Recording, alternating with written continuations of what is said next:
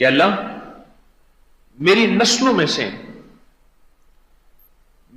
میں سے تو ایسے بندے ضرور چننا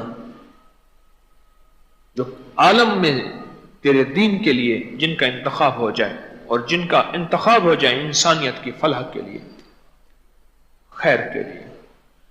اور اللہ خیر کے کام کو اور خیر کی خبروں کو اور خیر کے پیغام پہنچانے کے لیے اللہ میری نسلوں میں سے انتخاب ضرور کر.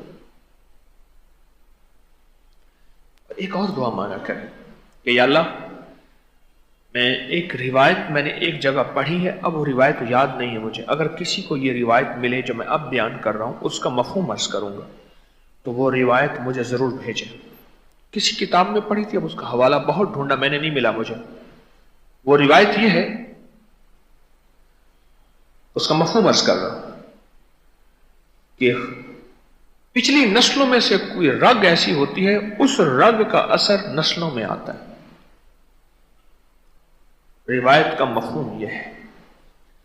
اور اسی ضمن میں ایک شخص کے بچہ جو ہے اس کے رنگ خاندان میں تھا نہیں، آقا کی بارگاہ میں آیا اور حضور میرے یہ بچہ پیدا ہوا، اور اس کو شک تھا کہ یہ میرا ہے یا نہیں. تو میرے آقا نے کیا فرمایا، کیا تیرے اونٹ نے کبھی وہ بچہ دیا ہے جو نہ اونٹنی کا ہے نہ اونٹ کا ہے، اس کا رنگ دیا ہے؟ میں ہاں. اس ضمن میں حضور نے فرمایا تھا. اب روایت پوری سمجھ آ رہی؟ وہ الفاظ مجھے یاد نہیں کہ بعض اوقات پچھلی نسلوں میں سے، پچھلی لڑیوں میں سے کوئی رگ ایسی ہوتی ہے، اس رگ کا اثر ہوتا ہے. اب یہ واقعہ سنا کہ جو دعا میں کروانا چاہ رہا ہوں وہ دعا سمجھے کہ اللہ اگر میری پچھلی نسلوں میں سے کوئی تیرا نیک، کوئی درویش، کوئی سخی، کوئی حلیم، کوئی ولی ایسا ہے، اللہ اس کی رگ ایسی ہو، اس کی رگ میں سے میری نسلوں میں سے نسلیں چلا اور وہ رگ منتقل کر میری نسلوں میں.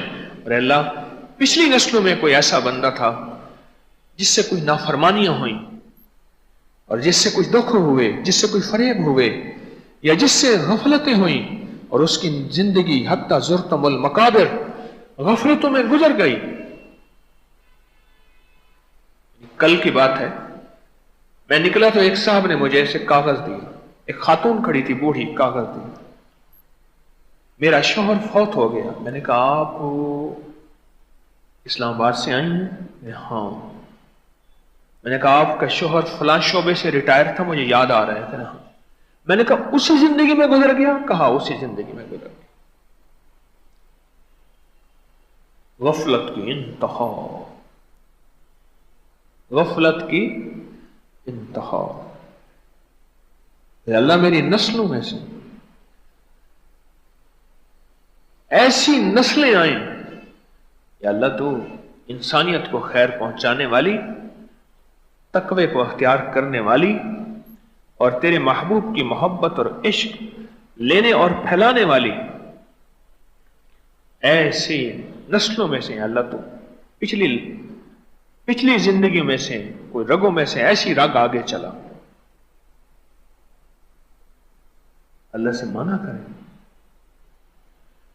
چنگیاں جو مندے تھے، مندیاں جو چنگے، اچھوں میں سے برے اور بروں میں سے اچھے. یہ نظام قدرت ہے.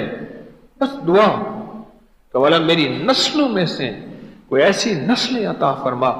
اگر کوئی میری پچھلی لڑیوں میں، میری پچھلی نسلوں میں، میرے آباء و اجداد میں کوئی ایسا تھا نیک جو تجھے پسند تھا، اللہ وہ نسلیں عطا فرما، وہ نسلیں عطا فرما. ہماری زندگی میں دعا کی طاقت اور تاثیر ہے. دعا کی طاقت اور تاثیر ہے. ایک عمل کریں اور اس عمل سے انشاءاللہ آپ کو بہت زیادہ فائدہ ہوگا. وہ یہ ہے کہ ہر نماز کے بعد ایک تسبیح پڑھیں، نصر من اللہ و فتح قریب. تصور یہ ہو کہ جتنی بھی کامیابیاں ہیں میری زندگی میں، میری نسلوں کی زندگی میں، اے اللہ میں ان ساری کامیابیوں کی تیری بارگاہ سے فتح مانگتی ہوں. یہ بہت بڑا تصور ہے، کیونکہ اعمال میں نیتوں کو بہت دخل ہے کہ یا اللہ میری نسلوں میں اور میرے لیے جو کامیابیاں ہیں، جو خیریں ہیں، میں ان سب کے لیے فتح مانگتی ہوں۔